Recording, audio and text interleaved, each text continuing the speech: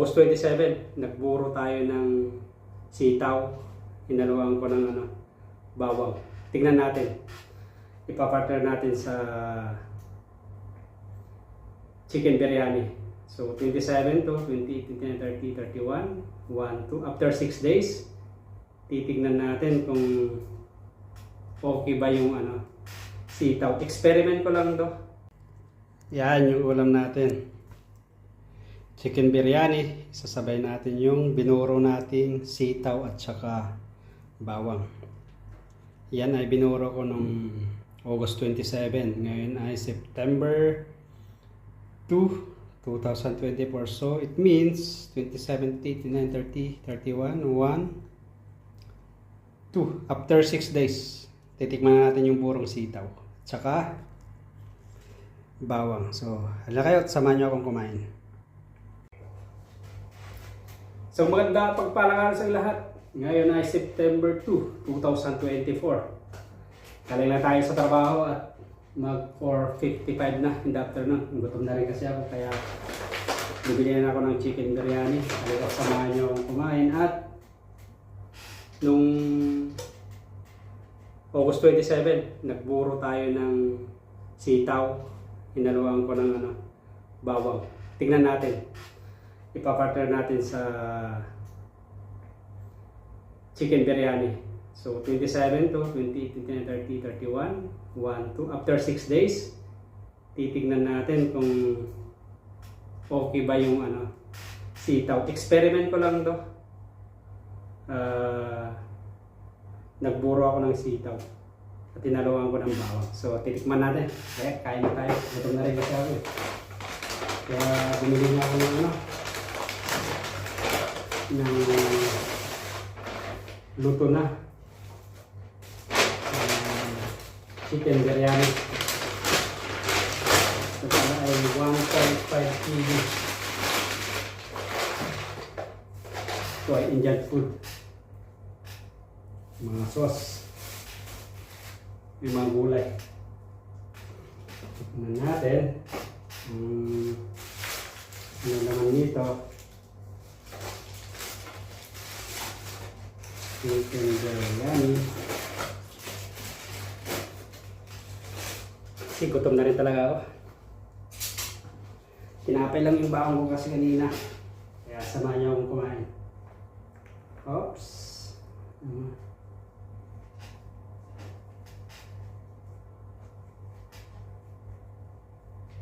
Yan. Chicken biryani.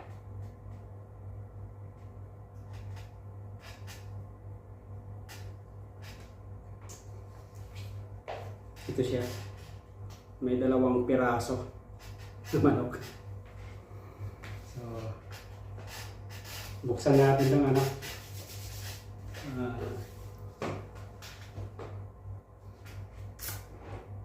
sitaw at saka bawang. Buro natin. Binuro natin ng sitaw at bawang.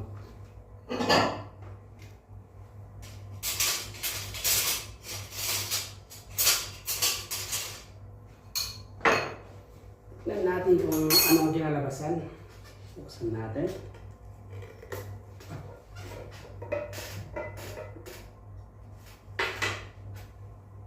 Bango siya. Samahan niyo ako kumain. Burong sitaw at saka bawang.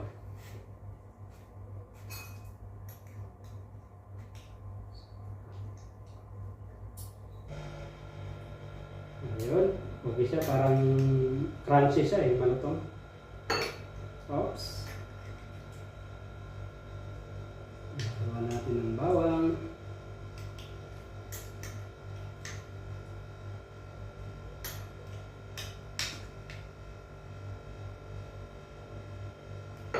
Lagyan na natin ng suka. Para mayroon na tayong sausawan.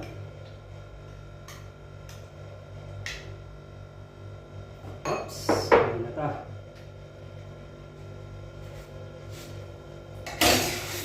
Teka, samahan nyo at kakain tayo. So, halina kayo at kumain na tayo.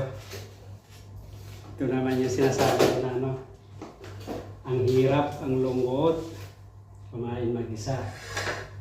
Pero wala naman tayo magagawa. So,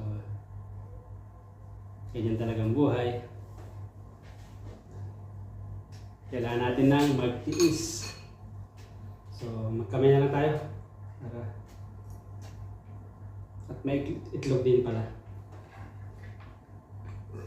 Hindi ko kaya ubusin ito.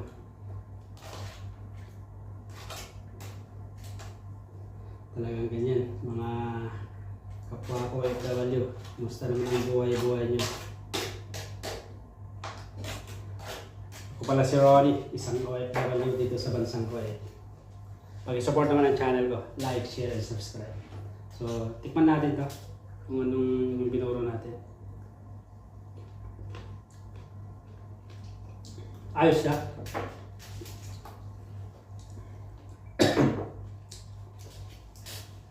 Tabi muna natin yan.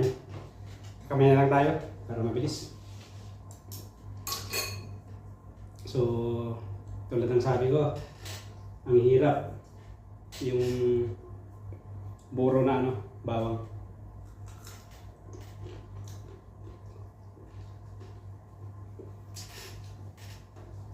Ayos siya.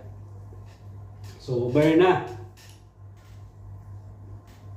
Nagsimula ng burn, maya-maya. December na. Ilang buwan na lang, December na. Panibagong taon na naman. September, October, November, December. 4 months.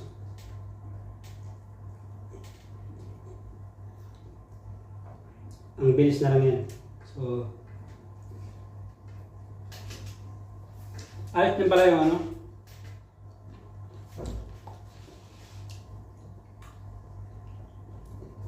itong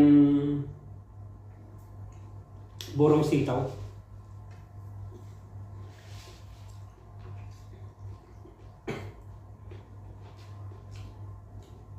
Crunchy siya. So, burong sitaw ayos pala talaga.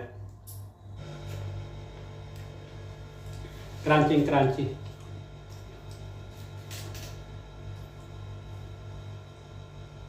So, kain muna ako, tapos maya-maya, kwentuhan tayo pagkatapos kong kumain. Ang hirap talaga. Kumakain ka mag-isa. Kasi kasama ko sa kwarto, pumasok kanina madaling araw, hanggang ngayon wala pa. Alas 2 ang pasok nun, umaalis eh. Ako naman, 6 to 3. Mga kasama ko rin, si pasukan din ka ng umaga, wala pa rin sila yan. Sarado pa yung mga kwarto nila. So katulad ng lagi kong sinasabi,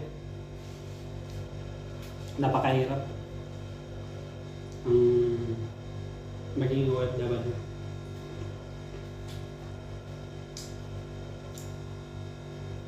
Ito pala, kung paano ko ginawa, ilalagay ko yung link sa description box kung paano ko binuro itong itong sitaw at saka bawang. Ayos siya. Kailangan pag nagburo kayo ay yung murang-mura. Hindi yung yung walang butok mare. Yung meron naman pero yung konti lang. Crunchy siya. Ayos na ayos. Ayos na. Tamang-tama. Partner sa chicken biryani.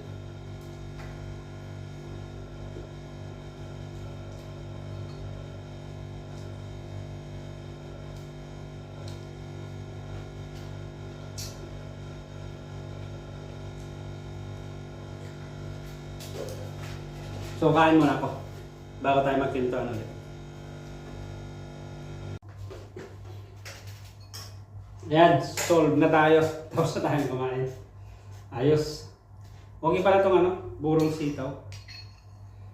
Crunchy siya. So, lalo siguro pag bagong pitas.